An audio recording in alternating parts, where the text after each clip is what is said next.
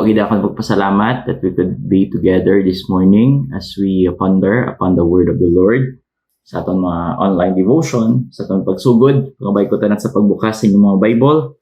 And 2 Corinthians chapter 12, pagbabasahon naton from verse 8 to verse 10. 2 Corinthians 12 from verse 8 to verse 10. Ang baldi sa pulong sa Ginoo, "For this thing I besought the Lord thrice, that it might depart from me. And he said unto me, My grace is sufficient for thee, for my strength is made perfect in weakness. Most gladly, therefore, will rather glory in my infirmities, that the power of Christ may rest upon me. Therefore, I take pleasure in infirmities, in reproaches, in necessities, in persecution, in distress, for Christ's sake. For when I am weak, then I am strong." Before kita magpadayon mga muweta na, let's pray. Our gracious God, Heavenly Father, thank you for this day. Sabay nga gamiton mo yung pulong sa pag-edify sa amon, pagpa-strengthen sa amon, Ginoo. Sa mga pagtilaw nga nag-abot sa amon kabuhi, kabay Ginoo. You'll find us, Ginoo, that we are also faithful sa imo, Ginoo. Thank you, Ginoo. Pagsaliwat, kinabalik namon sa iyong pagdayaw. In Jesus' name pray. Amen. Ang title sa atong sermon today, or this devotion today, is Grace That Exceeds Expectations. Punto na itong bala, as I ponder, bala sa faithfulness ng Ginoo. Makita naton that it is always new every morning. As we ponder man sa gisulat man ni Jeremiah sa Lamentation, makita naton that ang word na mercy. So if i-mix naton na together ang mercy or ang mercy kag ang faithfulness, I think ang come up gid is the word grace. Akon diin nga ang Ginoo wala siya nagauntat sa pagsunod or sa paghimo sang iya parte, no? Kay tungod ang Ginoo nagkaroon sang covenant sa Israelite, kag amo man ang may covenant man kita sa aton subong ang aton Ginoo. Bisan pa sa mga kasalanan nga ginbuhatan sang other part or mainly the Israelite, kag sa aton man sa aton generation, still ang Ginoo wala gid nagauntat sa padayon sa paghimo sang iya parte, no? Bisan pa sa aton mga kalautan, still ang Ginoo wala gid siya naguntat padayon sa gyapon sa paghigugma. Kung kita guro sa aton generation nga kundiin me first, more probably nag-give up na kita sa aton lang person nga we are in covenant with. Bisan pa gani sa bong nga kundiin sa mga mag-asawa, no, nga kundiin nga kisaan nagabulagan ay tungod hindi ma-please sang other party or hindi na himo sang or ang expectations ng isa ka person or sa isa ka party hindi na tuman, no, sang other party. So it's amo na gani nga it is usual, especially sa western world, nga kundiin uso gid ang word nga divorce, subong na mga pila lang years or months pa lang siguro nabatian kong word nga no fault divorce, nga kundiin nga wala ni reason for you to divorce a person. You just want or you just don't feel that you love them anymore. So amo na subong ang mga sad truths nga katabo sa aton. Pero ang aton Ginoo, in spite sang aton bala mga ginbuhatan, still ang Ginoo faithful, ang Ginoo merciful, ang Ginoo nagabuhatag sang iya grace, no? I could say daily dose of God's grace, no? So amo ning aton pagatutukan subong, no, gusto ko man emphasize sa aton tanan that may mga lesson kita nga ma-learn about God's grace, no? Kay abi naton kisa nga paghambal naton grace, though ang anon diri is that answered or should we say mga things nga gina-require nato sa Ginoo, ginahatag lang dayon sang Ginoo sa aton, no? So hindi kay tungod ang Ginoo grace, he loves us, he has grace nga ginahatag niya sa aton in a day-to-day basis. That doesn't always mean we could do whatever we want in life, no? We could do things according sa aton kabubuton. So today gusto ko itutok ang aton thoughts sa life ni Paul, no? Nga kundiin si Paul have his infirmities. May mga pagtilaw siya kabuhi kaga amo ni gani, no? For 3 times naman niya diri sa verse 8. For these things I besought the Lord thrice that it might depart from me. So this type of infirmities hindi na gina-specify sa Bible kung ano ni siya nga infirmity. Pero makita naton that hindi man siya guro magpangabay sa Ginoo nga kuwaon ni kung malipot na ni or gamay nga mabutang. Maybe it is something that na stop him from doing the task na gusto niya himuon. Mainly the plan or the objective sa ginsulod sa Ginoo sa tige pusoon. Hindi niya himo perfect, or should we say hindi man perfectly, kundi hindi niya ni mahimo nga daw may mga lacking siya kay tungod sa amo nga infirmities, no? So amo na gani have been praying for it kaga God was didn't answer his prayer. So the first thing nga gusto ko sa aton diri, no, the truth about this passage nga gusto ko i-share sa inyo. First, God doesn't always answer our prayers according to our desires.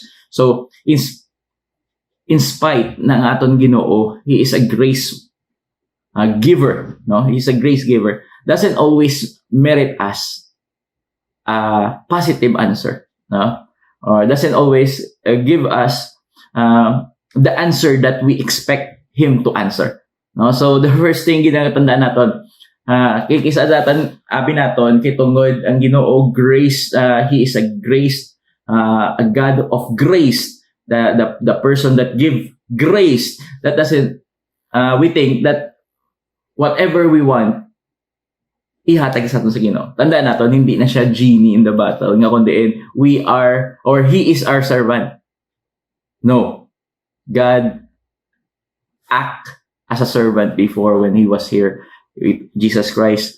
He washed the feet of his apostles. He served them by giving his life to them and for us as well. No? He served us being a mediator to the Father. Pero hindi siya servant. Hindi siya genie.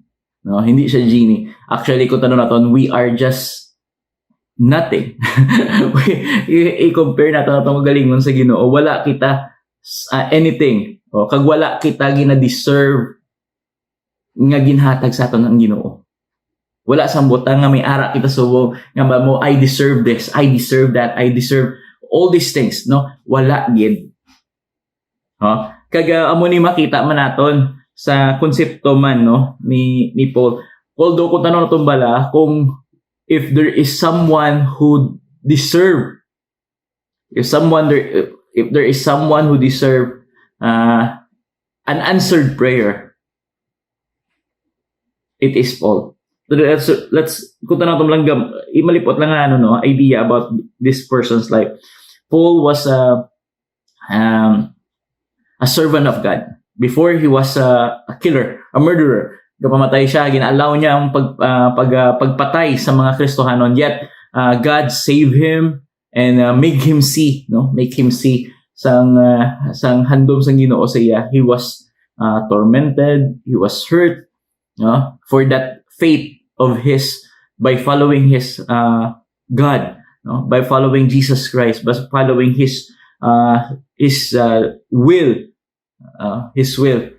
So kung may person pa nga dapat ginasabat ang Ginoo ang pangamuyo, it is this person. Yet makita naton hindi ginsabat sang Ginoo ang iya pangamuyo. Hindi ginsabat according sa iya kabubuton, sa iyang handom nga dulaon lang ang pain, no? Dulaon lang ang infirmities nga iya ginabatsyag subong. No?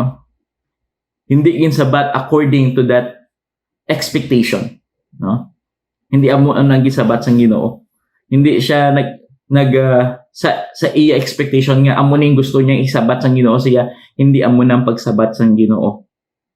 So ano makita natin dire, it's that not everything, hindi tanan nga pangayoon mo sa Ginoo sabton niya. according sa aton expectation. Again, to start with, wala sang things kita nga ginahimo sa adlaw-adlaw nga deserve kita sang merit from God. Actually, baga na isang isa ka pastor nga nag-disciple man sa ako, partially disciple me. Ang bayan sa ako that hindi mo kinahanglan, or by doing the good things that you are doing today, you are only doing what you are made to do. Diba? Diba sa kunyari, may ref ka, tapos nag-produce siya sang ice. So pag nag-produce siya sang ice, pagkuha mo sang ice, hindi ka magpasalamat sa ref mo, uy, salamat ref, nag-produce ka sa ice. Hindi, kaya nga man, you are expecting it to do those things. So, dapat, timo niya na. Di ba? So, amo man sa aton, we are created in the image of God, or the image of God. Kaga expected gid nga kita man maging mag-act, no? Act befitting on that image. Actually, amo na gani kita nga Kristohanon, ang aton nga name came from Christ-like, or Christians. So, ang aton handom is to become more like Christ. So, if we do and act like Christ, that doesn't mean na we deserve merit for it. We are just doing our part, because that is what God should expect from us.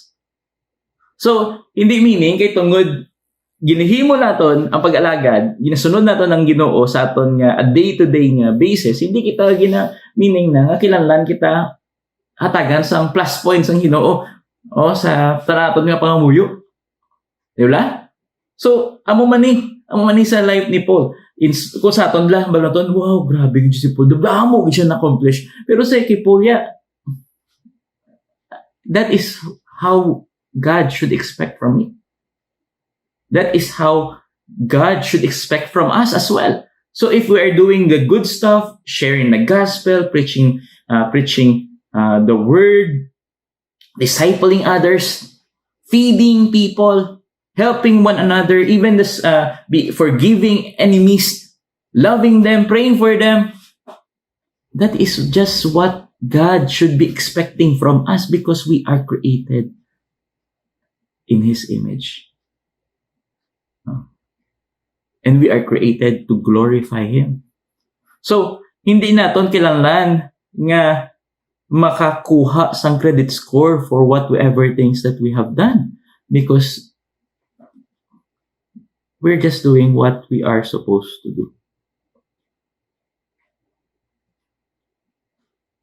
That doesn't merit us anything. This is where grace comes in, though. We don't deserve anything because we are just doing our part, but because God is grace, God gives grace, then all those other things that we need is there to give it to us. Mga things nga ara sa atong subong, atong family, mga loved ones, food, biskan lang mga time of leisures, mga food, mga good health, whatever we have right now, halin na tanan sa Ginoo. No? So, makita naton tungod sa Ginoo that even though God doesn't answer our prayers according sa aton nga handom, but never gineglect sang Ginoo nga i-show ang iya faithfulness kag iya grace sa aton. Never gineglect niya ang opportunity to show His mercy towards us, because we are still sinning. Hindi pa ta perfect. We could still commit a mistake, commit sin against our God. Kagamo na gani, no? Wala gid guro di makambal lang, wala na gid siya katilaw ubras ang sala. So kung kung ano lang naton, isipay lang kita, maisipay lang kita sa Ginoo, bao kaluluoy kita. No? So, salamat kita that even though God doesn't do what we want Him to do, God gives us more. No? So, the first one, God doesn't always answer our prayers according to our desires. Just like what Paul prayed for, hindi gin-answer sang Ginoo, pero ang kanami dire is that in the second thing that God, we could learn from this lesson is God's grace is sufficient. God's grace is sufficient. God doesn't assure us a good and spotless life, but He promised us that wherever we go, He will be there to support us and take care of us. Diba? Ako na sa Matthew, no? Sa Matthew, actually, amo ni ang isa sa pinaka, kung may something pang pinakanami sa Great Commission is the last or mga last few words ni Jesus Christ nga amo ni ang aton pwede makatag sa aton encouragement nga biskan ano pa nga pagtilaw mag-abot sa aton gaboy still makapadayon kita. Kaya maya dire sa verse 20 maya teaching them to observe all things, or Matthew 28 verse 20 maya teaching them to observe all things whatsoever I have commanded you, and lo, I am with you always, even unto the end of the world. Kung sa Ginoo, wherever Paul goes, God is there. Huh? God is there. Yan mo niyang nami, blasaton Ginoo. Ano ba? Balik naman kita sa Psalms, no? Psalms 23. Nawi man yung iyang sa Psalms 23.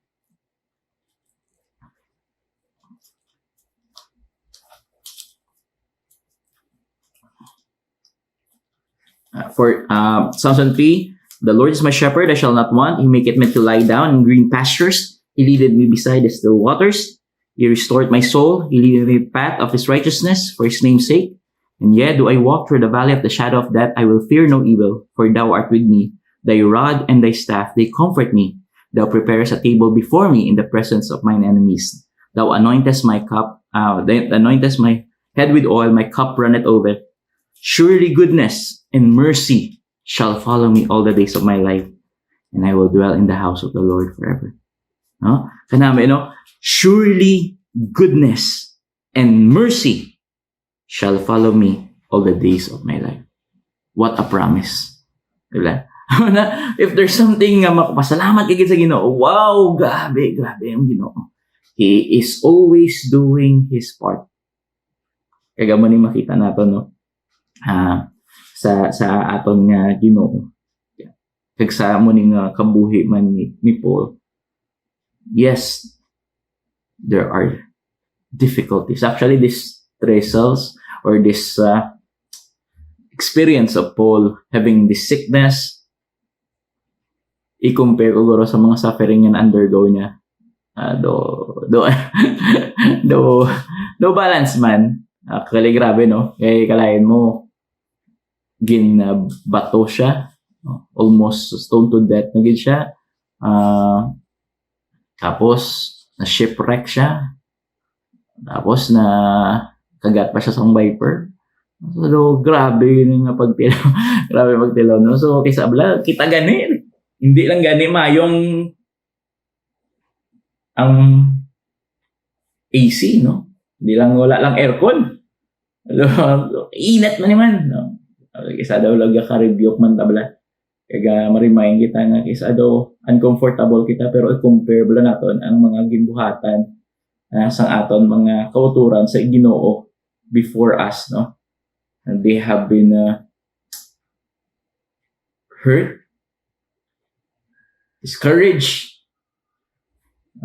If there is something parang tawag guro nga ang mga issues sa muna, grabe guro nga mga suffering sa mind sa mga Kristohanon, because kabudlay gid mag-fit la ang konsepto that you are doing stuff for the Lord yet you are still suffering.